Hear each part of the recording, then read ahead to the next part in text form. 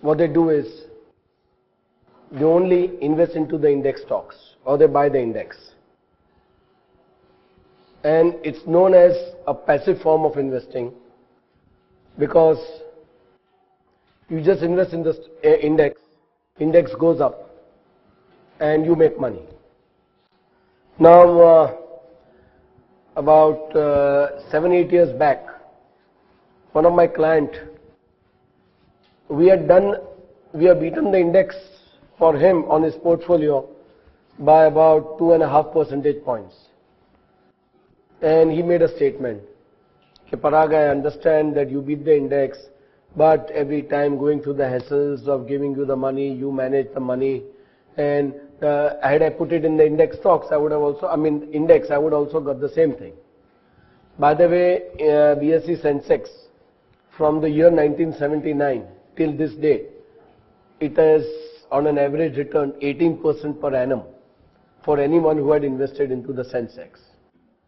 So, that's definitely a great return.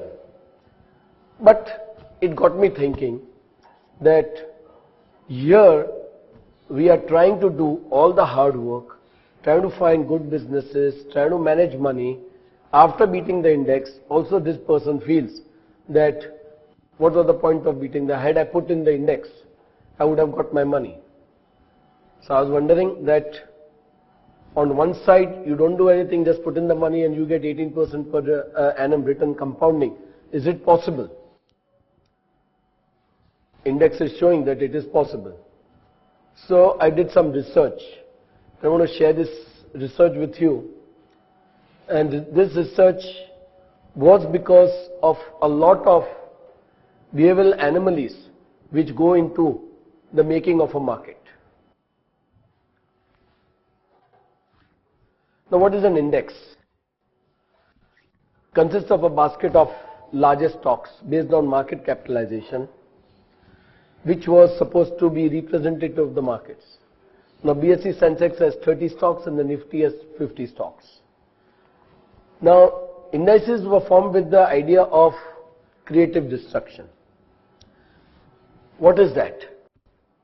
When a company is in the index, when it starts destroying itself, then it gets out of the index and some new company comes. So index is always dynamic. Any new company comes and it is replaced by the old one. Some of the guidelines which go into making of an index are listing history, trading history, fiscal ranks, market capitalization, weightage. Of course, in some advanced countries they have different ways, but this is what we are dealing with the Indian context. So it is quite clear that market cap is the main parameter of a stock to enter an index. Now, is this good and an effective measure? I asked myself. Not really, because we are really looking at quantity over quality. Secondly, what we'll get into is the hot sectors like Reliance Power got into, DLF got into it, and ultimately investors lose out. Same was the case with Reliance Communication in 2006.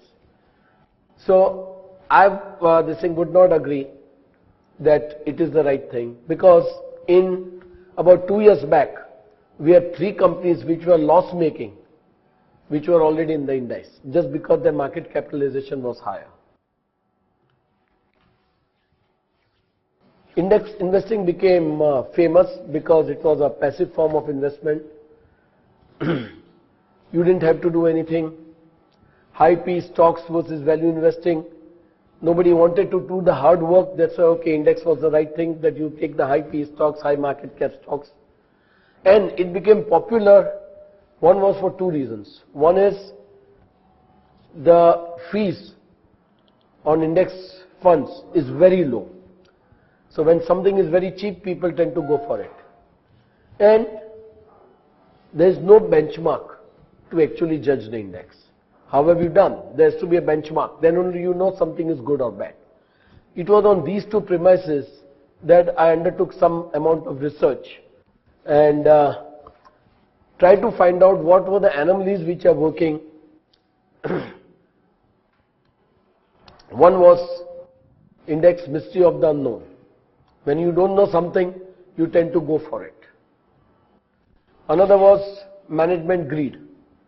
Most of the managements wanted to get into the indices because then they become an index stocks, and there were certain things which would come because being an index stock. Third was the operators. They were responsible for really rigging the markets up and down, which affected the indices. And there was herd mentality. A lot of people got into the index stocks. Why do investors go for index investing? Herd mentality, because everyone is doing it, low management fees, and even if you don't do well, because you are not benchmarked to anything, there is nothing like sort of a regret. And most of these fund houses, they have their index funds. So there is a lot of ability heuristic which is created, and people blindly go in for index investing. Now, there are few research which I did on different companies which got into the index and got out of the index. Now, Bharat Forge versus Zenith. We buy 100 shares each of these companies, Bharat Forge and Zenith.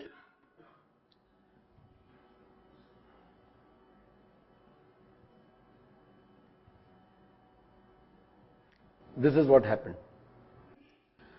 Bharat Forge went out, Zenith came in.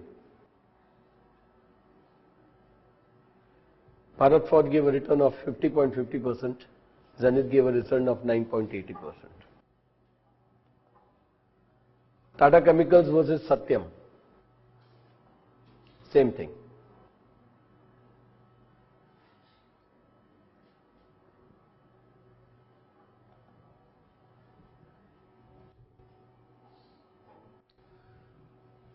There are some certain companies like the laggards which I mentioned, IDBI, Tata Power, M&M, Glaxo India, L&T went out. They were replaced by Dr. Reddy's, Z Telephones, Hero Honda, ONGC, Maruti Udyog. Those who went out, see the returns they have given, and those who came in, the returns are much more lower. There were 42 replacements in the BSE Sensex since 1979. What is a replacement? Is once a company gets out of an index stock, another comes. So what we decided was, let's do a mock portfolio of the stocks which go out and the stocks which come in the index. Invest 10,000 rupees at that date in each of these companies and watch the portfolios.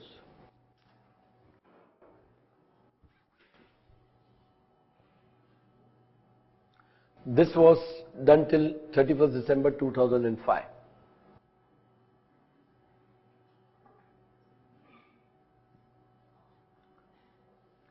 Now these were the Bharat Forge went out, Zenith came in, Asian Cables went out, Philips came in.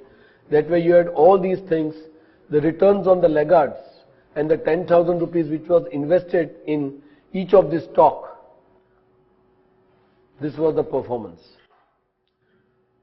4,20,000 in the companies which went out, that portfolio went up to 78,91,000. And the newcomers, 4,20,000 went up to only 31,66,000.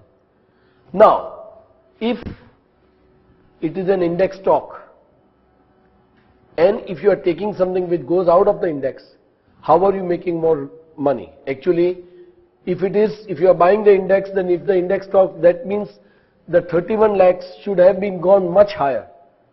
But the reality is that when a stock is coming into the index, it becomes a fancy. And a lot of investors try to get into that fancy.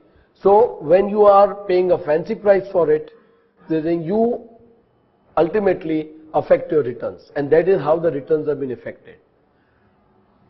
Not satisfied with that, we did the same experiment with Nifty based on the same calculations. There were actually 35 replacements.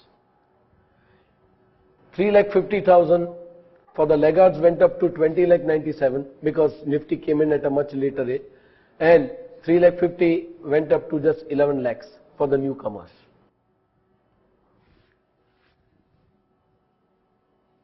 Even here there was a huge difference vis-a-vis that.